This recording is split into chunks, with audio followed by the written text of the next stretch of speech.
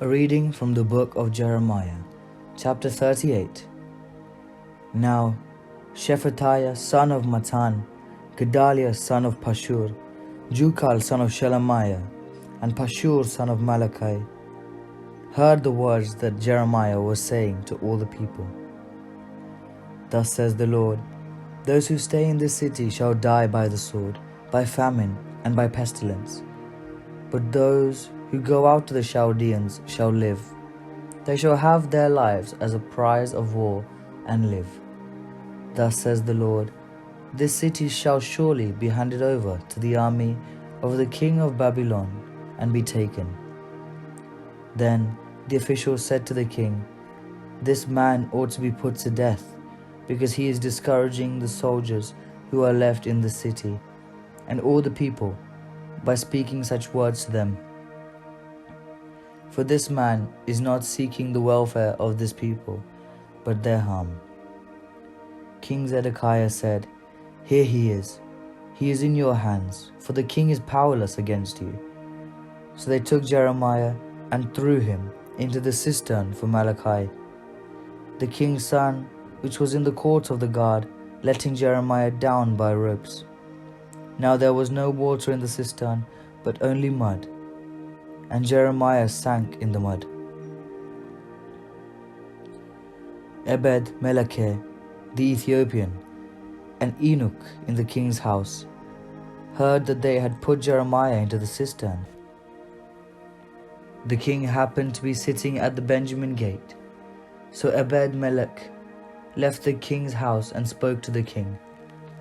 My lord king, these men have acted wickedly in all they did to the prophet Jeremiah, by throwing him into the cistern to die there of hunger, for there is no bread left in the city. Then king commanded Ebed-Melech the Ethiopian, take 3 men with you from here, and pull the prophet Jeremiah up from the cistern before he dies. So Ebed-Melech took the men with him, and went to the house of the king, to a wardrobe of the storehouse, and took from there old rags and worn-out clothes, which he let down to Jeremiah in the cisterns by ropes. Then Ebed-Melech the Ethiopian said to Jeremiah, just put the rags and clothes between your armpits and the ropes. Jeremiah did so. Then they drew Jeremiah up by the ropes and pulled him out of the cistern. And Jeremiah remained in the court of the guard. King Zedekiah sent for the prophet Jeremiah and received him at the 3rd entrance of the temple of the Lord. The king said to Jeremiah, I have something to ask you. Do not hide anything from me.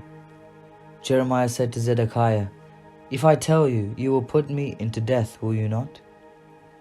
And if I give you advice, you will not listen to me. So King Zedekiah swore an oath in a secret to Jeremiah. As the Lord lives, who gave us our lives, I will not put you to death or hand you over to these men who seek your life. Then Jeremiah said to Zedekiah, thus says the Lord, the God of hosts, the God of Israel, if you will only surrender to the officials of the king of Babylon, then your life shall be spared, and the city shall not be burned by fire, and you and your house shall live. But if you do not surrender to the officials of the king of Babylon, then this city shall be handed over to the Chaldeans, and they shall burn it with fire, and you yourself shall not escape from their head. King Zedekiah said to Jeremiah, I am afraid of the Judeans who have deserted to the Chaldeans, for I might be handed over to them, and they would abuse me. Jeremiah said, that will not happen. Just obey the voice of the Lord in what I say to you, and it shall go well with you, and your life shall be spared. But if you are determined not to surrender, this is what the Lord has shown me. A vision of all the women remaining in the house of the king of Judah, being led out to the officials of the king of Babylon, and saying, your trusted friends have seduced you and have overcome you. Now that your feet are stuck in the mud, they desert you. All your wives and your children shall be led out to the Chaldeans, and you yourself shall not escape from their hand, but shall be seized by the king of Babylon, and this city shall be burned with fire." Then Zedekiah said to Jeremiah, "Do not let anyone else know of this conversation, or you will die.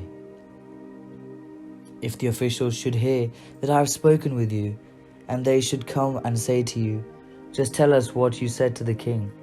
Do not conceal it from us, or we will put you to death.' What did the king say to you?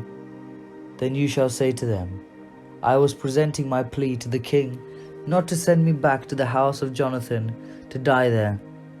All the officials did come to Jeremiah and questioned him, and he answered them in the very words the king had commanded. So they stopped questioning him, for the conversation had not been overheard, and Jeremiah remained in the court of the guard until the day that Jerusalem was taken.